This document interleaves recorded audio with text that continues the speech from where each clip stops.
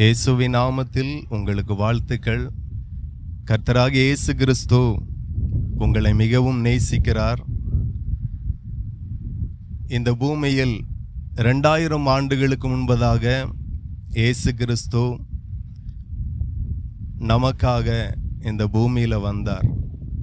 எல்லா மதங்களுமே இந்த பூமியில் சொல்லுகிற காரியம் என்ன அப்படின்னா, பரலோகம் உண்டு, நரகம் உண்டு என்கிறதை எல்லா மதமும் சொல்லுகிறது.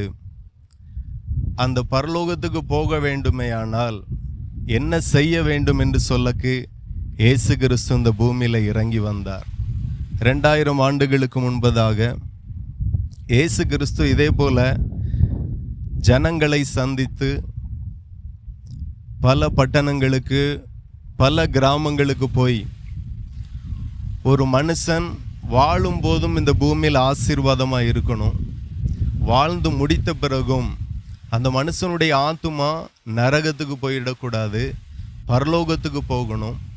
அதற்கு அந்த மனுஷன் என்ன செய்ய வேண்டும் என்கிறதை தான் அவர் இந்த பூமியில் ஜனங்களுக்கு சொல்லார். அவர் இந்த பூமியில் இறங்கி வரும்போது முதல் பிரசங்கம் பண்ணினது, மனம் திரும்புங்கள், பரலோக ராஜ்யம் சமீபமாய் இருக்கிறது என்று. அப்போ நாம மனம் திரும்பினால்தான் பரலோகத்திற்கு போக முடியும். இன்னைக்கு ஒவ்வொரு மனுஷனும் இந்த பூமியில் தனக்கு தெரிந்த மாதிரி வாழுகிறார்கள். தாய் தகப்பன் சொன்ன மாதிரி வாழுவாங்க, இல்லைன்னா நண்பர்கள் குடும்பங்கள் கற்றுத்தந்தது போல அவர்கள் வாழுவாங்க. இப்போ எனக்கு தெரிஞ்செல்லாம் ஒரு அம்மா இருக்காங்க, தன்னுடைய பிள்ளைய ஸ்கூலுக்கு அனுப்பும்போது அவங்க சொல்லுவாங்க, ஆடி வாங்கிட்டு வரக்கூடாது, ஆடி கொடுத்துட்டு வரணும், அடிச்சுட்டு வா, அதுக்கு பிறகு நான் பார்த்துக்கிட்டதேன், ஆவனா நம்மளா பார்த்துருவோம் அப்படின்ட்டு. இதே போல தான் சொல்லி அனுப்புவாங்க. நம்ம ஜாதி என்ன, அவனோ ஜாதி என்ன, ஒரு ஜாதி பெருமை. ரெண்டாவது, யார்கிட்டையும் குனியக்கூடாது, யார்கிட்டையும் திட்டு வாங்கிட்டு வந்துடக்கூடாது. இதெல்லாம் நாம் சின்ன வயசுலே நம்ம தாய் தகப்பன் இல்லைன்னா தாத்தா பாட்டி இல்லை நண்பர்கள் யாரோ சொல்லி இதை கேட்டே வளர்ந்து, இன்றைக்கி அப்படி வளர்ந்ததுனால தான் நிறைய பேர் சின்ன காரியத்திற்கு கூட வெட்டு குத்து கொலை அப்படியெல்லாம் போகிறாங்க.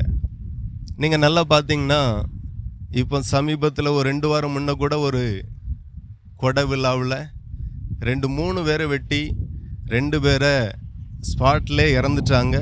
ஒருவர் இப்பவும் சீரியஸாக இருக்கிறாருன்னு நினைக்கிறேன். 2-3 பேருக்குமே நல்ல குடும்பங்கள், மனைவி பிள்ளைகள்லாம் உண்டு.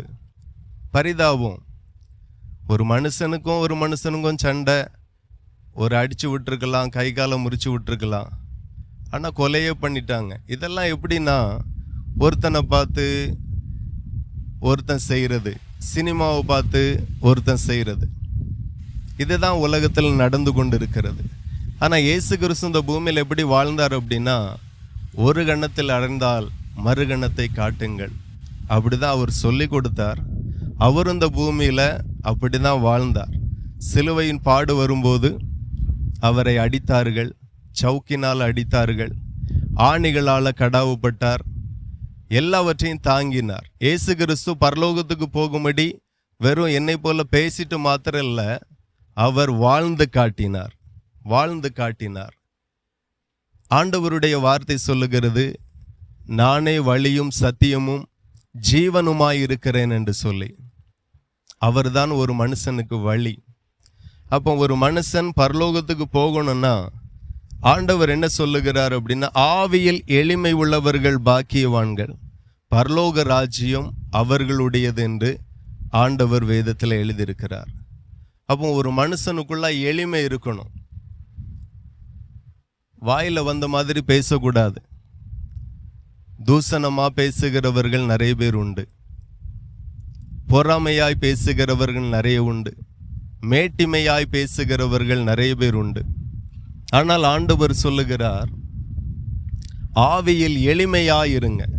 எவ்வளோ தாழ்மையாக இருக்க முடியுமோ, எவ்வளோ எளிமையாக இருக்க முடியுமோ அவ்வளோ எளிமையாக இருந்தால் இந்த பூமியில் நீங்கள் பாக்கியவான்களாக இருப்பீங்களாம், பரலோகத்திலையும் நீங்கள் பிரவேசிக்க முடியும் என்று ஆண்டவர் சொல்லுகிறார். அதே போல் சாந்த குணமுள்ளவர்கள் பாக்கியவான்கள், அவர்கள் பூமியை சுதந்தரித்துக் கொள்ளுவார்கள் என்று ஆண்டவர் சொல்லுகிறார். அதை நாம சிறு வயசுல கேள்விப்பட்டிருப்போம், பொறுத்தார் பூமி ஆழ்வார்கள் அப்படின்னு எல்லாம்.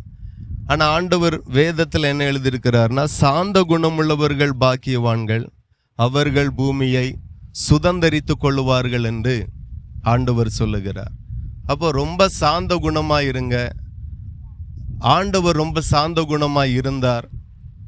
நாமளும் இந்த பூமியில சாந்த குணமா இருந்தா, ஆண்டவருடைய வார்த்தையின்படி சாந்த குணமுள்ளவர்கள் பாக்கியவான்கள், அவர்கள் பூமியை சுதந்தரித்துக் கொள்ளுவார்கள்.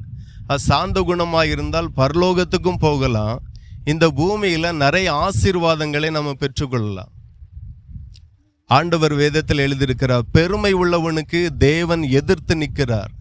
நான் ஊர்காட்டில எல்லாம் பார்ப்போம், நல்ல பெருமையா இருப்பாங்க, பயங்கர பெருமை, பயங்கர மேட்டிமை, பயங்கர பொறாம சிந்தனைகள், இதெல்லாம் நம்ம ஊர்காட்டில் நிறைய பார்க்குறோம். ஆனா ஆண்டவர் சொல்லுகிறார், சாந்த குணமுள்ளவர்கள் பாக்கியவான்கள், அவர்கள் பூமியை சுதந்தரித்துக் கொள்ளுவார்கள். இந்த பூமியில நிறைய ஆசீர்வாதத்தை நாம சுதந்தரித்துக் கொள்ளணும். ஒரு வீடு ஆசீர்வாதம், ஒரு காரு ஆசீர்வாதம், ஒரு பிள்ளை ஆசீர்வாதம், ஒரு கணவன் ஆசீர்வாதம், ஒரு மனைவி ஆசீர்வாதம், இதெல்லாம் நமக்கு ஆசீர்வாதம். அப்ப ஆண்டவர் சொல்லுகிற சாந்த குணமாய் இருந்தால் அவர்கள் பாக்கியவான்களாய் இருப்பாங்க. நம்ம இன்னைக்கு நம்ம ஆசீர்வாதத்திற்காக இன்னைக்கு வேலை இவ்வளவு தூரம் வந்து நீங்க கஷ்டப்பட்டு செய்றீங்கன்னா ஒரு ஆசீர்வாதத்திற்காக தான். உழைப்பு, பிரயாசங்கள், படிப்பு எல்லாமே நம்மளுடைய ஆசீர்வாதத்திற்காக தான் நம்ம பண்றோம். ஆனா எல்லாத்தையும் செஞ்சுட்டு நம்ம சாந்த குணமா இல்லை, பெருமையா இருப்போமே ஆனால் பரலோகத்துக்கும் போக முடியாது. இந்த பூமியிலே நிறைய ஆசீர்வாதங்கள் நமக்கு இல்லாம போயிடும். ஆகையினால ஆண்டவர் இந்த பூமியில வந்து அவர் சொன்னார், சாந்த குணமுள்ளவர்கள் பாக்கியவான்கள், அவர்கள் இந்த பூமியை சுதந்தரித்துக் கொள்ளுவார்கள். அதே போல நீதியின் மேல் பசிதாகம் உள்ளவர்கள் பாக்கியவான்கள், அவர்கள் திருப்தி அடைவார்கள். இரக்கமுள்ளவர்கள் பாக்கியவான்கள், அவர்கள் இரக்கம் பெறுவார்கள். அப்போ ஒரு மனுஷன் இரக்கமா இருந்தா அவங்களுக்கும் இரக்கம் கிடைக்குமோ. அப்ப நாம எவ்வளோக்கு எவ்வளோ இரக்கமா இருப்போமோ அவ்வளோக்கு அவ்வளோ நமக்கு ஒரு இரக்கம் கிடைக்கும். இன்னைக்கு ஒரு மனுஷன் பைக்கில் போறான், பார்த்தீங்கன்னா ஏத்தால எவ்வளோ வழி கொடுக்க முடியுமோ கொடுக்கலாம் பெரிய வண்டிக்காரங்களுக்கெல்லாம். ஆனால் இவன் வரதை பார்த்து இவன் நமக்கு வழியாக தாரா, நாம இவனுக்கு வழி கொடுக்கக்கூடாது அப்படின்னு சொல்லிட்டு எத்தனையோ பேர் அவன் ஏத்தால சரியில்லாமல் ஓட்டிட்டு வந்தாலே ஒதுங்கி நிற்கிறான். ஆனால் நாம இரக்கமுள்ளவர்களாக இருந்தா, நாம வாகனத்தில் போகும்போதும் நடந்து போகும்போதும் ஒரு தப்பா வாகனத்தை ஓட்டினா கூட நமக்கு அந்த இடத்துல ஒரு இரக்கம் கிடைக்கும். ஒருவேளை தெரியாம மோதிட்டுனா கூட வாகனங்கள், அதுல நமக்கு சேதம் இல்லாதபடி இந்த பூமியை படைத்த ஆண்டவர் நம்மை காப்பார், நம்முடைய பிள்ளைகளை காப்பார். அப்போ ஆண்டவர் சொல்லுகிறார், இரக்கமுள்ளவர்கள் பாக்கியவான்கள், அவர்கள் இரக்கம் பெறுவார்கள். எவ்வளவு உங்களுக்கு இரக்கம் செய்ய முடியுமோ. இன்னைக்கு நிறைய குடும்பத்தில் பார்த்தீங்கன்னா மாமியார் மருமகளுக்கு கூட இரக்கம் கிடைக்கிறது இல்லை. ஒரு நாள் ஒரு தெருவில் நான் போயிட்டு இருந்தேன். அப்போ ஒரு தாயார் ரொம்ப அழுது திண்ணையில் உட்கார்ந்துட்டு இருந்தாங்க. என்னம்மான்னு கேட்டேன். ஐயா, ஒன்று அவா சாவணும் இல்லைன்னா நான் சாவணும் அப்படின்னாங்க. எவா சாவணும் இல்லைன்னா நீங்கள் சாவணும்னு கேட்டால் மருமகளை சொல்லுது, இந்த வீட்டில் இருக்கிற என் மருமவா சாவணும் இல்லைன்னா நான் சாவணும், நிம்மதியாகவே இருக்க முடியலை அப்படின்னாங்க.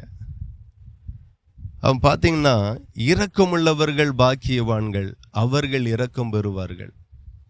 எவ்வளோ இரக்கமாக இருக்க முடியுமோ மருமகள்கிட்ட, மகள்கிட்ட, பிள்ளைகளிடத்துல, சொந்தங்களிடத்துல, அந்நியர்களிடத்துல.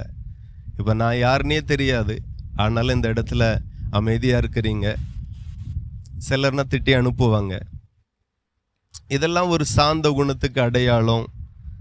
இரக்கமாக இருக்கிறது, ஒரு உதவி செய்கிறது. நிறைய பேருக்குள்ள இரக்கமே இல்லை. இன்னைக்கு கிராமங்கள்லாம் பார்த்தீங்கன்னா ஒருவருடைய வாழ்வு ஒருவருக்கு பிடிக்கிறது இல்லை. ஒருவருக்கு நல்ல வியாபாரம் போயிட்டு இருக்கு அப்படின்னா ஒருத்தருக்கு பிடிக்கிறது இல்லை.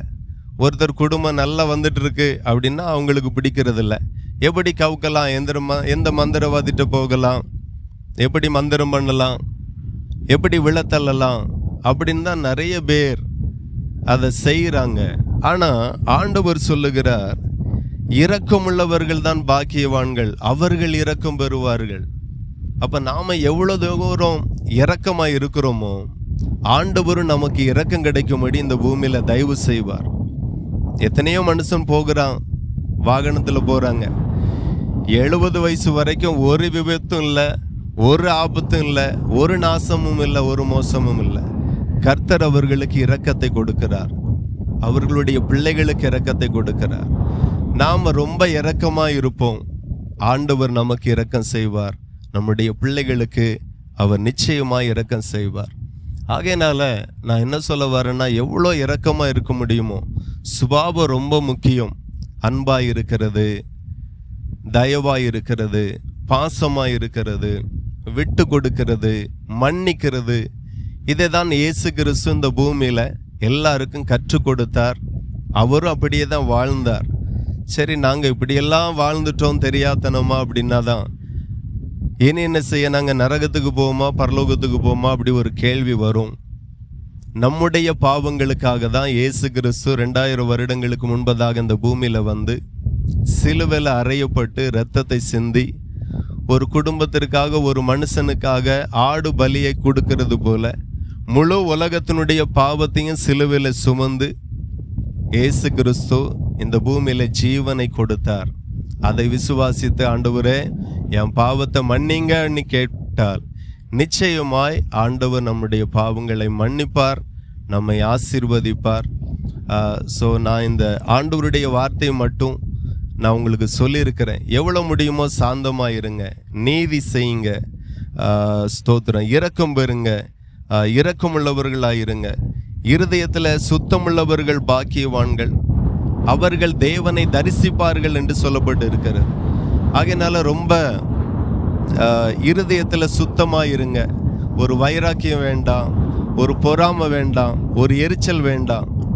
வேதத்தில் ஒரு வசனம் சொல்லியிருக்கு, அதாவது பொறாமை எலும்பு உருக்கி அப்படின்னு எல்லாம் சொல்லியிருக்கு. அப்போ ஒவ்வொரு சுபாவம், ஒவ்வொரு கெட்ட சுபாவம் அதெல்லாம் பார்த்தீங்கன்னா ஒரு மனுஷனுடைய சரீரத்தை அது உருக்குமா.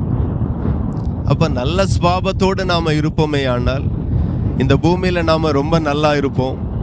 அதே போல் பரலோக பாக்கியமும் உங்களுக்கு கிடைக்கும்.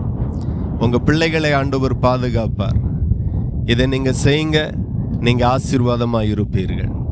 உங்களுக்காக ஜெபிக்கிற அன்புள்ள தகப்பனே, இவ்வளோ நேரம் வரையிலும் அருமையான தாய்மார்கள், தகப்பனார் எல்லாரும் இவ்வளோ நேரம் தேவ வார்த்தைகளை கேட்டுக்கொண்டிருந்தார்கள். ஒருவேளை மீறி நடந்தாலும் தயவாய் மன்னித்து ஆண்டவருடைய ராஜ்யத்தில் இவர்களை நினைத்தருளும்படியா ஜெபிக்கிறோம். கர்த்தர் சொன்ன வார்த்தையை நான் இவர்களுக்கு பிரசங்கித்திருக்கிறேன். இவர்களும் இந்த வார்த்தையின்படி வாழ்ந்து ஆண்டவரே ஆசீர்வாதமாய் இருப்பார்களாக, இவர்கள் பிள்ளைகள் ஆசீர்வாதமாய் இருப்பார்களாக, இவர்கள் பேர பிள்ளைகள் ஆசீர்வாதமாய் இருப்பார்களாக, இவர்களுடைய குடும்பத்தில் இருக்கிற வியாதி பலகீனங்கள், மாந்திரிக கட்டுகள் எல்லாம் நிர்மலமாகி போவதாக இவர்களை நான் ஆசீர்வதிக்கிறேன். நன்மை உண்டாகட்டும் தகப்பனே, மேன்மை உண்டாகட்டும். ஆசீர்வதிக்கிறேன், வழி நடத்தும். இயேசுவின் நாமத்தில் ஜெபிக்கிறோம், ஜெபங்களும் நல்ல பிதாவே, ஆமேன், ஆமேன். சரி, நன்றி. யாருக்காகிலும் ஜெபிக்கணும் வியாதி அப்படின்னா நீங்கள் ஜெபிக்க வரலாம், இல்லைன்னா ஒன்றும் பிரச்சனை இல்லை. சரி.